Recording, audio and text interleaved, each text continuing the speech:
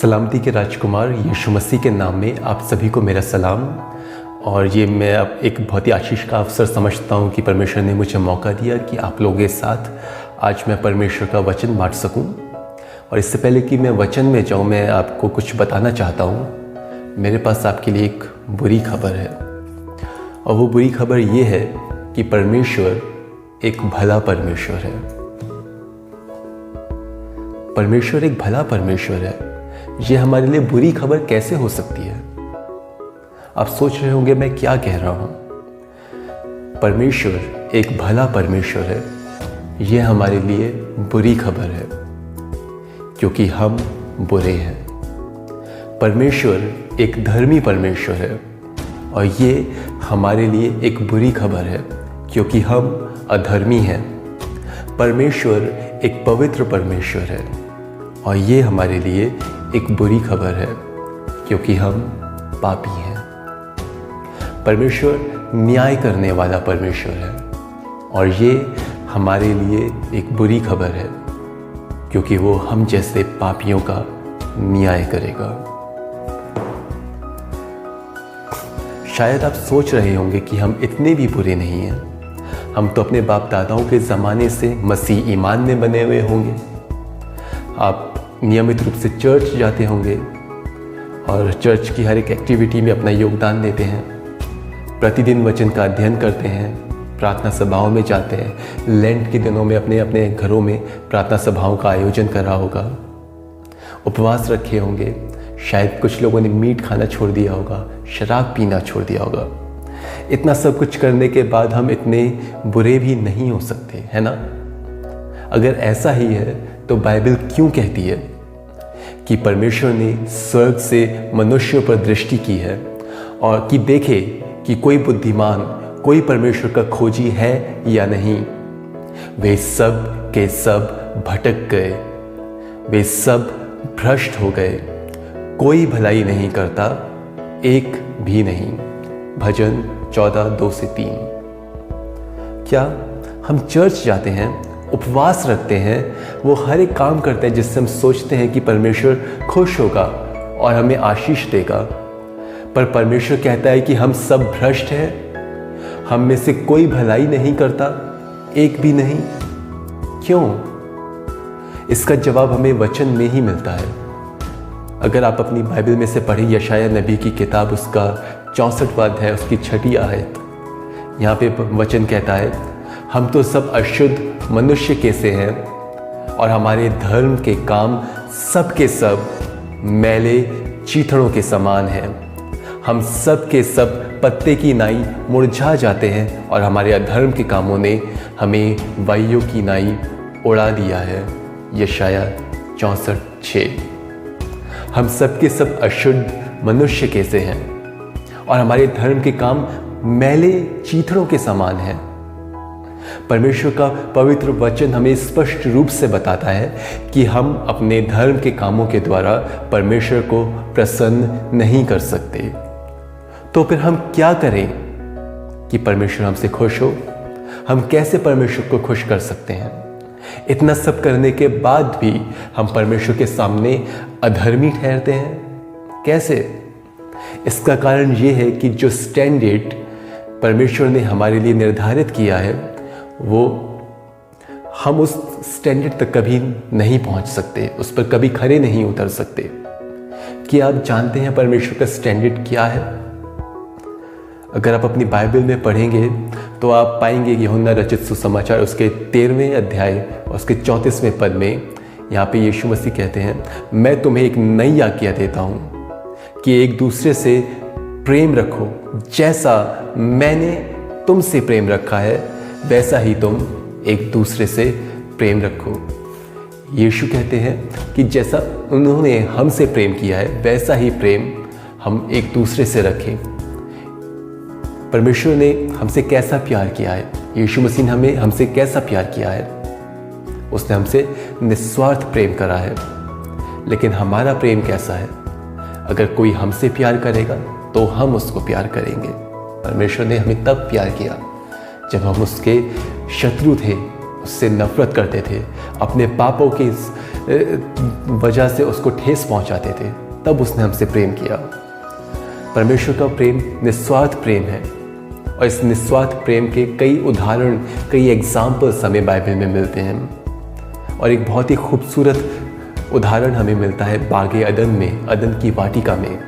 जब आदम और हवा ने परमेश्वर की आज्ञा को तोड़ दिया, तब उन्हें अपने निर्वस्त्र होने का एहसास हुआ और अपनी उस नग्न अवस्था को छुपाने के लिए उन्होंने अपने शरीर पर पत्ते लपेटकर अपने शरीर को छुपा लिया। लेकिन परमेश्वर ने क्या किया? बाइबल हमें बताती है कि परमेश्वर ने उन्हें चमड़े के अंगरखे बनाकर पहनाए। ये वही लोग थे जिन्होंने परमेश्वर के विरुद्ध पाप किया था, जिन्होंने परमेश्वर की आज्ञा को तोड़ा था और जिनकी वजह से सारी सृष्टि श्रापित ठहरी थी। लेकिन फिर भी परमेश्वर ने देखा कि ये पत्ते सूख जाएंगे, मुरझा जाएंगे, ये अदन की वाटिका के बाहर जा रहे हैं जहाँ इन्हें मौसम की मार झेलनी पड़ेगी। और फिर उसने उन्हें अपने हाथों से लेदर सूट्स बनाकर दिए और उन्हें पहना दिए। वो तब भी उनकी परवाह कर रहा था, वो तब भी उनसे प्यार कर रहा था। यीशु चाहते कि हम भी एक दूसरे से ऐसा ही प्रेम करें। उसने हमसे अगापे प्रेम किया है और अपना प्राण हमारे लिए दे दिया है। इससे बड़ा प्रेम और कोई नहीं कि कोई अपने मित्र के लिए अपना प्राण दे, ये यीशु मसीह ने कहा। और फिर वो कहते हैं कि जैसा मैंने तुमसे प्रेम किया है वैसा ही तुम एक दूसरे से करो। जैसा उसने करा है, ना कम और इससे ज़्यादा तो हो ही नहीं सकता। क्या हम अपने पड़ोसी से ऐसा ही प्रेम रखते हैं? क्या हम अपने किसी मित्र के लिए अपना प्राण देने की सोच भी सकते हैं? मैं तो शायद ये नहीं कर पाऊंगा। एक और पद पढ़ेंगे, मत्ती रचित सुसमाचार उसका 5वां अध्याय और उसका 27 और 28 पद। तुम सुन चुके हो कि तुमसे कहा गया था कि व्यभिचार ना करना, परंतु मैं तुमसे कहता हूं, ये यीशु मसीह कहते हैं, परंतु मैं तुमसे कहता हूं कि जो कोई किसी स्त्री पर कुदृष्टि डाले वह अपने मन में उसके साथ व्यभिचार कर चुका। प्रभु यीशु मसीह की हमारे लिए आज्ञा ये नहीं है कि तुम व्यभिचार ना करना, बल्कि ये कि तुम व्यभिचार करने की सोचना भी मत। व्यभिचार भरे ख्यालों को अपने मन में, अपने दिमाग में आने भी मत देना। अगर सोच लिया तो मतलब कर दिया। अब जरा अपने आप से पूछिए कि हमारे दिमाग में कितने बुरे विचार आते हैं। जरूरी नहीं कि व्यभिचार से भरे ख्याल ही आते हों। अगर किसी के साथ कुछ बुरा करने का सोच लिया तो उसके साथ बुरा कर दिया। एक और पद पढ़ना चाहूंगा। यीशु मसीह कहते हैं मत्ती 5:20 में, परंतु मैं तुमसे ये कहता हूं कि जो कोई अपने भाई पर क्रोध करेगा वह कचहरी में दंड के योग्य होगा, और जो कोई अपने भाई को निकम्मा कहेगा वह महासभा में दंड के योग्य होगा, और जो कोई कहे अरे मूर्ख वह नरक की आग के दंड के योग्य होगा। जो कोई अपने भाई को मूर्ख कहेगा वो किसके योग्य होगा? नरक के योग्य होगा। चलिए, मूर्ख तो एक फिर भी बहुत छोटा सा शब्द है। हम गुस्से में अपने भाइयों को या बहनों को, अपने प्रियजनों को ना जाने क्या क्या कह देते हैं, कितने ही अपशब्द बोल देते हैं, कभी कभी तो गालियां भी दे देते हैं। अब अगर सिर्फ मूर्ख कह देने से हम नरक के दंड के भागी हो जाते हैं, तो फिर उससे भी बुरे अपशब्द बोलने के बाद हम किस तरह के दंड के योग्य ठहरेंगे? जरा सोचिए। एक पद और पढ़ूंगा, याकूब की पत्री उसका 3 अध्याय 9 से 10 पद। पर जीव को मनुष्यों में से कोई वश में नहीं कर सकता। वह एक ऐसी बला है जो कभी रुकती ही नहीं। वह प्राण नाशक विष से भरी हुई है। इसी से हम प्रभु और पिता की स्तुति करते हैं, और इसी से मनुष्य को जो परमेश्वर के स्वरूप में उत्पन्न हुए हैं श्राप देते हैं। एक ही मुंह से धन्यवाद और श्राप दोनों निकलते हैं। और हमारा यही व्यवहार देखकर परमेश्वर कहता है, तुम होठों से तो मेरा आदर करते हो, परंतु तुम्हारा मन मुझसे दूर है। हमारी समस्या ये है कि पहले तो हम अपने सोच, विचार और कामों और शब्दों से परमेश्वर को ठेस पहुंचाते हैं, और फिर उन कामों को छिपाने के लिए हम धर्म के काम करते हैं। पर क्योंकि हम बुरे काम करते हैं, तो हमारे अच्छे काम भी हमारे बुरे कामों के कांटेक्ट में आकर, संपर्क में आकर मैले हो जाते हैं। और ना सिर्फ ये, हम नेचर से, हम स्वभाव से ही पापी हैं। दाऊद कहता है कि अपने माता के गर्भ से ही पाप में पला बढ़ा। हम अपने स्वभाव से, अपने इंस्टिंक्ट, अपने नेचर से ही पापी हैं, और हमारे इस पापी इंस्टिंक्ट के कांटेक्ट में आकर हमारे भले काम भी मैले हो जाते हैं, दूषित हो जाते हैं। लेकिन हमें फिर भी उन मैले चीथड़ों पर घमंड होता है, और हम उन मैले चीथड़ों को बटोर कर परमेश्वर के सामने ले आते हैं, और ये सोचते हैं कि परमेश्वर इन मैले चीथड़ों को स्वीकार करेगा और हमें आशीष देगा। व्यर्थ है। शायद अब हम परमेश्वर का स्टैंडर्ड क्या है जान गए होंगे। परमेश्वर का स्टैंडर्ड परमेश्वर खुद है। वचन कहता है, सिद्ध मनो, क्योंकि तुम्हारा परमेश्वर जो स्वर्ग में है वो सिद्ध है। लेकिन चाहे हम कितनी भी कोशिश कर लें, हम कभी भी परमेश्वर के समान नहीं बन सकते। परमेश्वर ने जो स्टैंडर्ड्स हमारे लिए सेट किए हैं, निर्धारित किए हैं, हम उन तक कभी नहीं पहुंच सकते। तो अब सवाल ये है कि हम ऐसा क्या करें कि हम परमेश्वर को भाएं। उसका जवाब बड़ा ही सरल है, हम कुछ नहीं कर सकते। हम मसीही लोग कभी कभी बड़े ही घमंड के साथ कहते हैं कि हम लोग जिंदा खुदा पर भरोसा करने वाले लोग हैं। अच्छी बात है, बाइबल में लिखा है कि अगर कोई घमंड करता है तो वो परमेश्वर में घमंड करे। लेकिन किस हद तक? मैं आपको बताना चाहूँगा कि जिस मसीह ईमान पर हम इतना गुरूर करते हैं, इतना घमंड करते हैं, वो ईमान भी हमें परमेश्वर की ओर से दान में दिया गया है। हम तो इस लायक भी नहीं कि परमेश्वर को खोज सकें या फिर मसीह पर ईमान ला सकें। यीशु ने बड़े ही स्पष्ट रूप से कहा है, तुमने मुझे नहीं चुना, मैंने तुम्हें चुना है। यूहन्ना 15:16। और ये भी कहा, कोई मेरे पास नहीं आ सकता जब तक कि पिता जिसने मुझे भेजा है उसे खींच ना ले। यूहन्ना 6:44। एक और पद पढ़ना चाहूँगा। यहाँ पे पौलुस कहता है, इसलिए मैं तुम्हें चेतावनी देता हूँ कि जो कोई परमेश्वर की आत्मा की अगुवाई में बोलता है, वह नहीं कहता कि यीशु श्रापित है, और ना कोई पवित्र आत्मा के बिना, मैं दोहराऊंगा, और ना कोई पवित्र आत्मा के बिना कह सकता है कि यीशु प्रभु है।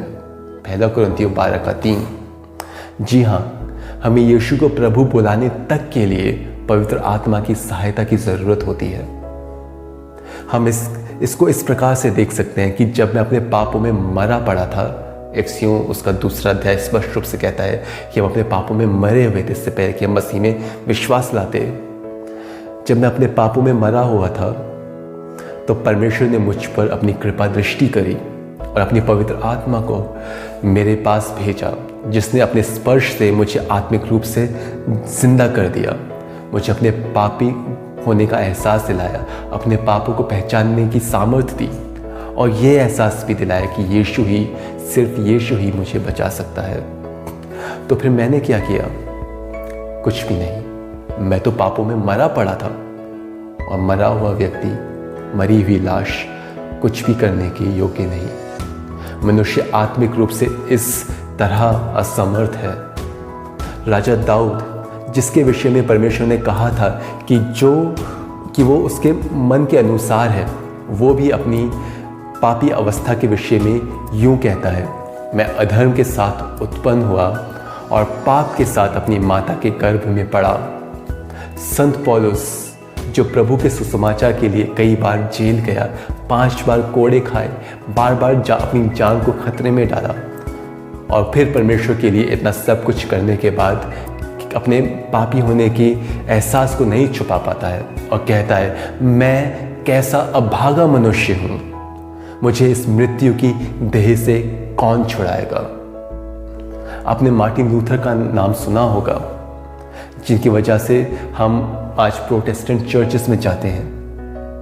वो एक दिन अपने दोस्त के साथ, अपने मित्र के साथ सैर कर रहे थे कि तभी उनके दोस्त पर आसमान से एक बिजली गिरी और वो वहीं मर गया। इस घटना ने उनको बहुत डरा दिया। वो ये सोचने लगे कि अगर अपने मित्र की जगह वो खुद होते और मर जाते तो क्या होता, और वो अगर आज मर जाते तो वो कहाँ जाते, स्वर्ग या नर्क। इसलिए उन्होंने ये निर्णय लिया कि वो परमेश्वर की सेवा में अपने जीवन को लगा देंगे, और इसलिए वो एक मॉनेस्ट्री में जाकर एक कैथलिक संत के रूप में रहने लगे, ये सोचकर कि वो अपनी आत्मा को बचा सकते हैं धर्म के काम करने के द्वारा। वो उपवास रखते थे, वो सब कुछ करते थे जिससे वो समझते थे कि परमेश्वर खुश हो जाएंगे। वो सब प्रकार के रिचुअल्स करते थे और कैथलिक तीर्थ स्थलों पर जाते थे। इटली में एक तीर्थ स्थल स्कैला सेंटा के नाम से है, और इस तीर्थ स्थल की 28 सीढ़ियों को उन्होंने घुटनों के बल चढ़ा, और फिर वो इतना सब कुछ करने के बाद कहते हैं कि मैं एक अच्छा साधु था। अगर कोई भी साधु अपनी साधना के जरिए स्वर्ग गया हो तो वो साधु और कोई नहीं, मैं ही हूँ, ये मार्टिन लूथर कहते हैं। लेकिन इस सब का कोई फ़ायदा नहीं। हमारी धार्मिकता तो परमेश्वर के सामने मैले चीथड़ों के समान है। मार्टिन लूथर निरंतर मृत्यु और परमेश्वर के न्याय के भय में जी रहे थे।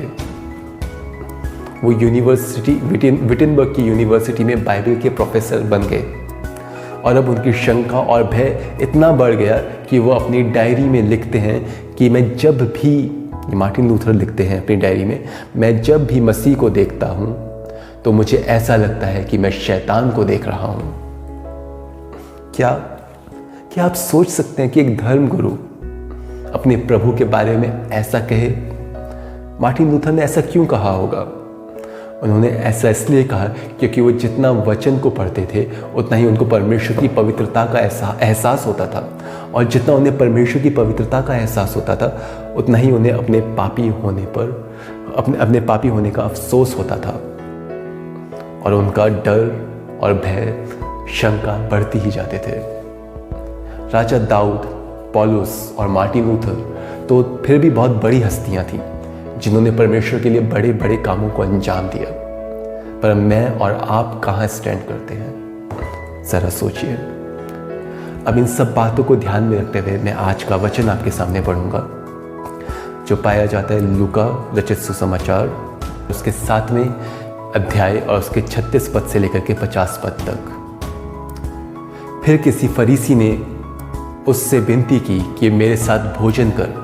सो वह उस फरीसी के घर में जाकर भोजन करने बैठा, और देखो उस नगर की एक पापिनी स्त्री यह जानकर कि वह फरीसी के घर में भोजन करने बैठा है, संगमरमर के पात्र में इत्र लाई और उसके पाँव के पास पीछे खड़ी होकर रोती हुई उसके पाँव को अपने आंसुओं से भिगाने और अपने सर के बालों से पोंछने लगी, और उसके पाँव बार बार चूमकर उन पर इत्र मला। यह देखकर वह फरीसी जिसने उसे बुलाया था अपने मन में सोचने लगा, यदि यह भविष्यद्वक्ता होता तो जान लेता कि ये जो उसे छू रही है वह कौन और कैसी स्त्री है, क्योंकि वह तो पापिनी है। यह सुन यीशु ने उसके उत्तर में कहा कि हे शिमोन, मुझे तुझसे कुछ कहना है। वह बोला, हे गुरु, कह। किसी महाजन के 2 देनदार थे, एक 500 और दूसरा 50 दीनार धारता था। जबकि उनके पास पटाने को कुछ ना रहा तो उसने दोनों को क्षमा कर दिया। सो उनमें से कौन उससे अधिक प्रेम रखेगा? शमौन ने उत्तर दिया, मेरी समझ में वह जिसका उसने अधिक छोड़ दिया। उसने उससे कहा, तूने ठीक विचार किया है।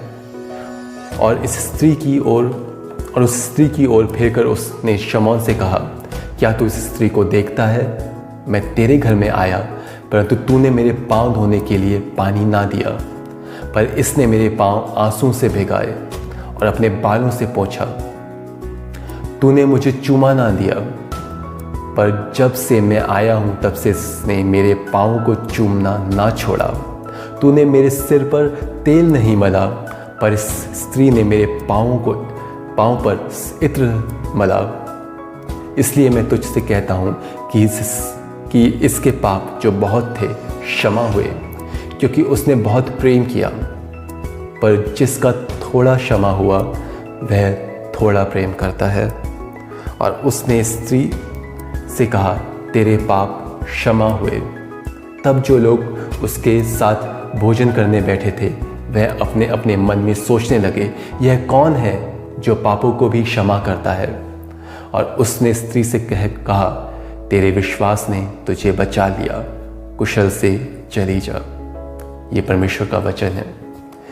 ये जो वचन हमने आज पढ़ा है वो दो पापियों की कहानी है, मेरे और आपके जैसे पापियों की कहानी। एक तरफ शमौन नाम का फरीसी है और दूसरी तरफ ये स्त्री है जिसके बारे में बाइबल हमें सिर्फ इतना बताती है कि ये एक पापी थी। बाइबल हमें नहीं बताती कि उसका पाप क्या था, पर कुछ ज्ञानी लोगों का अनुमान है कि वो शायद एक वेश्या रही होगी। फरीसी लोग धर्मगुरु थे, वो मूसा की व्यवस्था के ज्ञाता थे। वो ना सिर्फ मूसा की व्यवस्था को पढ़ते थे बल्कि उसके कट्टरता से पालन भी किया करते थे और दूसरों को भी मूसा की व्यवस्था सिखाया करते थे। वो सप्ताह में शायद 2 बार उपवास भी रखा करते थे और अपनी सब कमाई का 10वां अंश भी दिया करते थे और बाकी सभी परंपराओं का पालन किया करते थे। उनको समाज से बहुत इज्जत और आदर मिला करता था। उन्हीं फरीसियों में से एक जिसका नाम शमौन था, उसने यीशु को अपने घर भोजन पर बुलाया। उन दिनों सड़कें हमारी सड़कों जैसी पक्की नहीं हुआ करती थी और उन पर जो लोग पैदल चला करते थे उनके पास हमारे जैसे जूते नहीं हुआ करते थे, इसलिए उनके पैर धूल से भर जाया करते थे। और इसीलिए उन दिनों में एक चलन था कि घर आए मेहमानों को भीतर बुलाने से पहले उनके पैर धोए जाते थे। ये सिर्फ एक क्लींजिंग रिचुअल नहीं था बल्कि अपने मेहमानों के प्रति आदर और सत्कार दिखाने का एक तरीका भी था। और ऐसा ना करना तौहीन करने के बराबर होता था। गाल पर चूम कर अपने मेहमान का प्रेम के साथ अभिनंदन किया जाता था। उसके सिर पर कुछ तेल उंडेला जाता था और ये सब बातें मेहमान के प्रति मेज़बान के आदर और सत्कार और प्रेम को दर्शाती थी। जब यीशु शमौन के घर आए तब ना तो शमौन ने यीशु के पैरों को धोया, ना ही उसके गाल को चूमा और तो और उसके सिर पर तेल उंडेल कर उसका अभिषेक भी नहीं किया। अगर सीधी और सरल भाषा में कहा जाए तो उसने यीशु की तौहीन करी। अब आपके मनों में शायद ये सवाल ज़रूर उठ रहा होगा कि जब ये फरीसी यीशु को ना ही इज्जत देता था और ना ही उससे प्रेम करता था तो उसने फिर यीशु को अपने घर में क्यों बुलाया। बाइबल में हम पाते हैं कि यीशु ने फरीसियों की और उनकी धार्मिकता की कड़ी निंदा करी। वो कहते थे कि फरीसियों के खमीर से बचकर रहना। और तब यीशु ने भीड़ से और अपने चेलों से कहा, शास्त्री और फरीसी मूसा की गद्दी पर बैठे हैं, इसलिए वो तुमसे जो कुछ कहे वह करना और मानना, परंतु उनके से काम मत करना, क्योंकि वे कहते तो हैं पर करते नहीं। वे कैसे भारी बोझ को जिनको उठाना कठिन है बांधकर उन्हें मनुष्य के कंधों पर रखते हैं, परंतु आप उन्हें उंगली से सरकाना नहीं चाहते। वे अपने सब काम लोगों को दिखाने के लिए करते हैं। जीवनारों में मुख्य मुख्य जगहें और सभा में मुख्य मुख्य आसन और बाजारों में नमस्कार और मनुष्यों में रब्बी कहलाना उन्हें भाता है। और यीशु मसीह का ये एटीट्यूड देखकर, जो कि फरीसियों के विरुद्ध था, फरीसी उनके विरुद्ध हो गए और हमेशा उनमें कोई ना कोई दोष तलाशा करते थे और ये इस अवसर की तलाश में रहते थे कि किसी तरह से उसको दोष लगा करके उसे मृत्यु के घाट उतार दें, मौत की सज़ा दिलवा दें। और शायद इसी इरादे से शमौन ने यीशु को अपने घर बुलाया।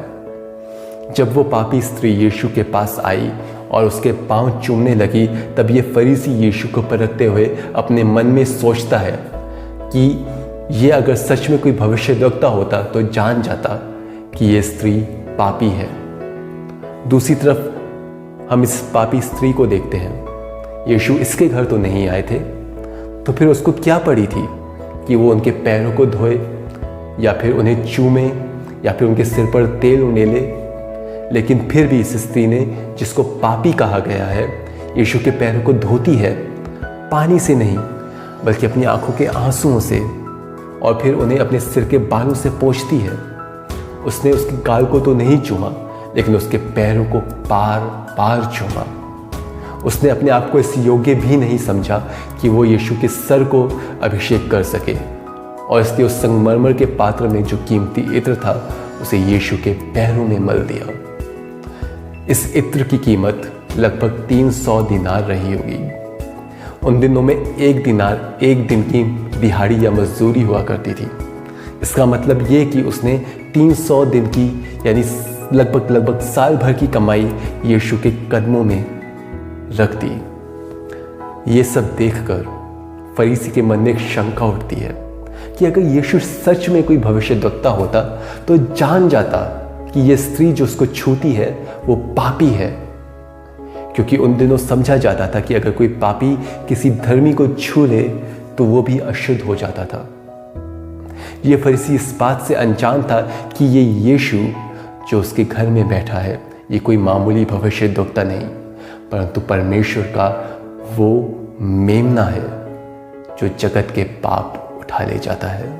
इस पर जो यीशु की प्रतिक्रिया होती है वो ये सिद्ध कर देती है कि यीशु मसीह सिर्फ एक मामूली भविष्यद्वक्ता नहीं बल्कि मनों को जांचने वाले परमेश्वर है। उसके मन की बात को जानकर यीशु 2 कर्जदारों का दृष्टांत कहते हैं, एक जिसका कर्ज कम माफ हुआ और दूसरा जिसका 500 दिनार माफ कर दिया गया। इस दृष्टांत से यीशु शमौन को शायद ये बताना चाहते हैं कि वो स्त्री और शमौन खुद दोनों ही पापी हैं और उन्हें माफ़ी की ज़रूरत है, क्षमा की ज़रूरत है। पर शायद शमौन इस बात को समझ नहीं पाया। यीशु उसे इस बात का भी एहसास दिलाते हैं कि जो कुछ एक मेज़बान के तौर पर उसे खुद यीशु के लिए करना चाहिए था वो इस स्त्री ने यीशु के लिए किया, और ना सिर्फ वो करा बल्कि उससे बढ़कर करा। उसने अपने इस पापी जीवन को यीशु के कदमों में रख दिया। उसने अपने पापों को, अपने जीवन को, अपने आप को यीशु के कदमों में रख दिया। उसने अपने हृदय के भाव को उंडेल कर यीशु के कदमों में रख दिया, अपने आंसुओं के रूप में, और बिना कहे बहुत कुछ कह दिया। यीशु जो हृदयों को परखने वाला, जांचने वाला परमेश्वर है, इस बात को जानकर कि इस स्त्री का दिल अपने बड़े पापों के कारण खेदित है और पश्चाताप से भरा हुआ है, उससे कहते हैं कि तेरे पाप क्षमा हुए, कुशल से चली जा। ये सुनकर वहाँ जो लोग मौजूद थे आपस में कहने लगे, विचार करने लगे कि ये कौन है जो पापियों को भी क्षमा करता है। शायद यही सवाल उस फरीसी शमौन के मन में भी आया होगा। यहाँ पर हम एक अजीब विरोधाभास देखते हैं। एक तरफ ये फरीसी है जो मूसा की व्यवस्था का ज्ञाता है, उसका पालन करता है, उसको दूसरों को सिखाता है। इसके बावजूद भी वो मसीह को नहीं पहचान सका। पर मूसा तो अपनी व्यवस्था में मसीह के ही बारे में लिखता है। यीशु मसीह ने खुद फरीसियों से कहा था कि अगर तुम मूसा की प्रतीति करते तो मेरी भी प्रतीति करते, क्योंकि मूसा मेरे ही बारे में लिखता है। लेकिन इस फरीसी की आंखों पर तो अपनी धार्मिकता की पट्टी बंधी हुई थी। उसे अपने स्टेटस पर घमंड था, उसे अपने मैले चीथड़ों पर घमंड था और वो उसी से खुश था। काश कि वो ये जान पाता कि जिसके विषय में मूसा लिखता है वो और कोई नहीं बल्कि यही व्यक्ति है जो उसके घर में बैठा है। अगर वो भी उस स्त्री के समान अपने आप को यीशु के कदमों में रख देता तो शायद वो दिन उसके जीवन का सबसे बड़ा दिन होता। शायद वो भी अपने पापों की क्षमा पा लेता और परमेश्वर के राज्य में प्रवेश कर जाता। पर उसको तो अपने रुतबे से ज़्यादा प्यार था। ऐसा रुतबा किस काम का, ऐसी धार्मिकता का क्या लाभ। दूसरी तरफ ये स्त्री थी जिसने कभी मूसा की व्यवस्था को नहीं पढ़ा होगा, पर फिर भी वो कैसे जान गई कि सिर्फ यीशु ही उसे माफ़ी दे सकता है। ये अगर एक डिवाइन इंटरवेंशन नहीं तो और क्या है। ये उसके जीवन में परमेश्वर का काम नहीं, उसका अनुग्रह नहीं तो और क्या है।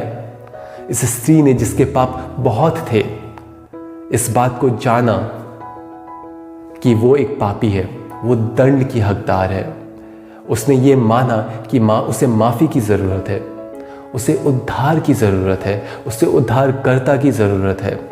और परमेश्वर ने, पवित्र आत्मा ने उसको ये एहसास दिलाया कि यीशु ही वो उद्धार करता है जो उसे क्षमा दे सकता है, क्योंकि वही मसीह है, वही परमेश्वर है जिसके पास पाप क्षमा करने का अधिकार है। और इसलिए उसने यीशु के कदमों, अपने आप को यीशु के कदमों पर गिरा दिया और इस तरह उसने यीशु के प्रति उस क्षमा के बदले जो उसे मिली थी अपना आभार व्यक्त किया। इस तरह उसने अपने पापों को बिना शब्दों के अंगीकार किया। इस तरह उसने यीशु के प्रति अपने प्रेम को दर्शाया। उसने अपने पाप, अपना टूटा हुआ हृदय, अपने भाव, अपना प्रेम, अपनी साल भर की कमाई, यहाँ तक कि खुद को यीशु के कदमों में रख दिया। वो इस विश्वास के साथ आई थी कि उसे क्षमा मिल चुकी। ये देखकर यीशु उससे कहते हैं, तेरे विश्वास ने तुझे बचा लिया। हम अपने धर्म के कामों के कारण नहीं, बल्कि परमेश्वर के अनुग्रह के कारण बचाए जाते हैं। हमारा विश्वास और हमारा उद्धार दोनों ही परमेश्वर के दान है। उस स्त्री को क्षमा इसलिए नहीं मिली क्योंकि उसने यीशु से प्रेम किया, बल्कि उसने प्रेम किया क्योंकि उसे क्षमा कर दिया गया था। उसे माफ़ इसलिए नहीं किया गया कि उसने कोई अच्छा काम किया था, उसने बस परमेश्वर के दान को विश्वास से ग्रहण किया था। पौलुस इस बात को भली भांति जानता था और वो लिखता है एफिसियों 2:8-9 में, क्योंकि विश्वास के द्वारा अनुग्रह ही से तुम्हारा उद्धार हुआ है। मैं दोहराऊंगा, क्योंकि विश्वास के द्वारा अनुग्रह ही से तुम्हारा उद्धार हुआ है, और जो तुम्हारी ओर से नहीं वरन परमेश्वर का दान है, और न कर्मों के कारण, ऐसा ना हो कि कोई घमंड करे। अनुग्रह या ग्रेस क्या है? सरल शब्दों में अनुग्रह वो होता है जो हमें बिना कमाए, बिना योग्यता के दे दिया जाता है, मुफ्त में दे दिया जाता है। जैसे मान लीजिए एक बच्चा एग्ज़ाम में फेल हो जाता है और उसके टीचर उसको कुछ एक्स्ट्रा मार्क्स देकर के पास कर देता है। ये अनुग्रह है। हमें परमेश्वर के इस अनुग्रह को विश्वास और दीनता के साथ ग्रहण करना है, बस। मार्टिन लूथर, जिन्होंने कहा था कि यीशु उन्हें शैतान के जैसा नज़र आता है, अपने यूनिवर्सिटी स्टूडेंट्स के लिए रोमियो की पत्री पर लेक्चर्स प्रिपेयर कर रहे थे, तब उनका सामना भी इस महान सत्य से हुआ। उन्होंने जाना, जैसा कि रोमियो 1:17 में लिखा है कि विश्वास से धर्मी जन जीवित रहेगा, विश्वास से धर्मी जन जीवित रहेगा।